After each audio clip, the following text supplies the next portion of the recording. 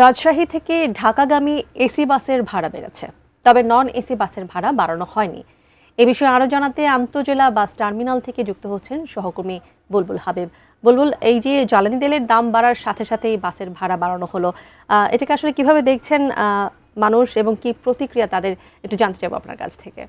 এখন আসলে সার্বিকভাবে যে ভাড়া বৃদ্ধির বিষয়টি সরকার বাড়িয়েছে গত বৃহস্পতিবার প্রতি কিলোমিটারে 11 পয়সা করে, সেটা কিন্তু এখনও কার্যকর হয়নি।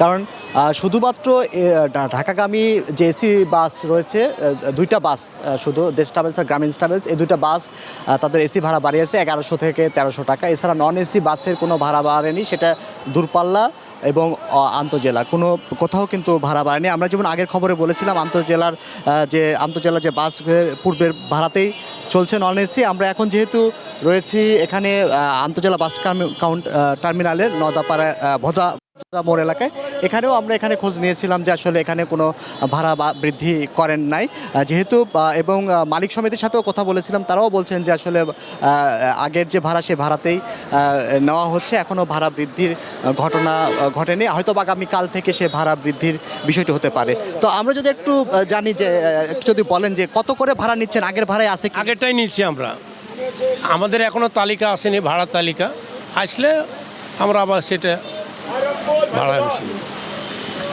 যে সেটাই আসলে সব জায়গা থেকে আমরা শুনছিলাম যে বিআরটি থেকে যে ভাড়ার সমন্বয় করা হয়, কোন রুটে কত টাকা ভাড়া বৃদ্ধি করা হবে, কত টাকা করে ভাড়া বাড়ানো হবে, এবং আসলে যেহেতু এখানে আন্তজেলা বাসগুলোতে প্রধানত এখন রাজশাহী থেকে নাটোর, রংপুর, কোন রুটে আসলে কত টাকা করে ভাড়া বৃদ্ধি করবে, সেটা আসলে বিআরটিএ এখানকার যারা মালিক সমিতি রয়েছেন তাদের সাথে সমন্বয় করে সেই বিষয়টিকে সমাধান করবেন এবং সেটা শুরু করবেন।